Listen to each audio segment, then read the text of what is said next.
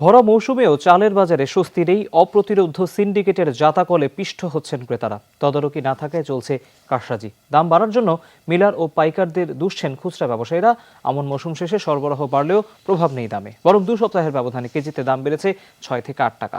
বাজারের খবর জানাচ্ছেন আমাদের সহকর্মীরা। আমন মৌসুম শেষ হয়েছে, বাজারে নতুন চালের সরবরাহ বেড়েছে, কিন্তু দামে এর সুফল নেই। বরং রাজধানীর খুচরা বাজারগুলোতে আবার নতুন করে অস্থিরতা দেখা গিয়েছে। মোটা চিকন সব ধরনের চালের দাম কেজি প্রতি সর্বোচ্চ 6 থেকে 8 টাকা পর্যন্ত বেড়েছে। প্রতি কেজি মিনিকেট বিক্রি হচ্ছে 65 থেকে 68 টাকায়, পাইজাম 50, বিয়ার 28, 55 টাকা এবং নাজির শাইল 60 থেকে সর্বোচ্চ 70 টাকা কেজিতে। আর পোলায়ের চাল বিক্রি হচ্ছে 100 টাকা কেজি দরে। চাউলের বাজার তো অনেক বাড়তি, মানুষ বাঁচবে কিভাবে, এ তো আমরা খুব চিন্তায় আছি। এটা পদক্ষেপ নিতে হবে। এখানে কেন এটা হচ্ছে এরকম, এটা কাদের সিন্ডিকেট, এটা বের করতে হবে। বাজারে 48 থেকে 50 টাকা কেজির নিচে নেই কোনো চাল। বিক্রেতারা বলছেন, পাইকারিতে সব ধরনের চালের দাম প্রতি বস্তায় 250 থেকে 300 টাকা পর্যন্ত বেড়েছে। পাইকারি এবং মিলগেটে সিন্ডিকেট করে দাম বাড়ানো হচ্ছে, এমন অভিযোগ খুচরা চাল বিক্রেতাদের। 5 থেকে 6 থেকে 7 টাকা 8 টাকা বাইরে গেছে পার কেজি। সব চালের দামই বেশি। এখন তো নতুন সিজন উঠছে, চালের দাম কমার কথা, উল্টা হলো মালের দাম বাড়তেছে। এখন মিনিকেটের মৌসুম নয়। অভিযোগ আছে, মোটা চাল ছেটে মিনিকেট নামে বাজারে সরবরাহ করছেন মিলাররা। তাই মোটা চালের সরবরাহ ঘাটতি দেখা গেছে, আর দামও বাড়ছে। চালের বাজারের আরও খবর জানতে আমরা যাচ্ছি চট্টগ্রামে আরিফুর রহমান সবুজের কাছে।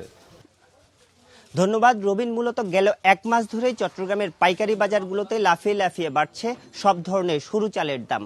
50 কেজি ওজনের যে জিরা শাইলের দাম 1 মাস আগে ছিল 2500 টাকা, সেটি গিয়ে এখন ঠেকেছে 3000 টাকায়। নাজির শাইল বিক্রি হচ্ছে 3100 টাকা পর্যন্ত।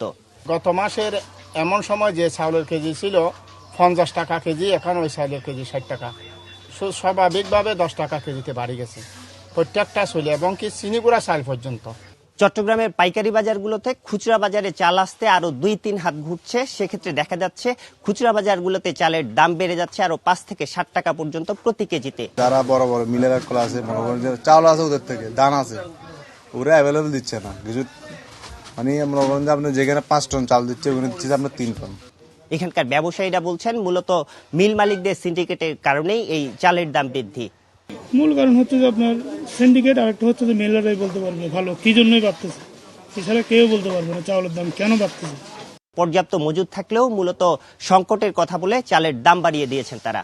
মিলের খবরাখবর জানতে আমরা এখন চলে যাচ্ছি নওগাঁয়। সেখানে আছেন আমাদের সহকর্মী শফিক ছটন। সবুজ, আপনাকে ধন্যবাদ। মিলগেটেও ভালো খবর মিলছে না। নতুন আমন ধান উঠেছে, কিন্তু বাজার দর কমেনি, বিপরীত চিত্র। জিরা ধানের মন আগে ছিল মনে করেন যে 1150-1200, এখন 1400 টাকা বস্তা ধান।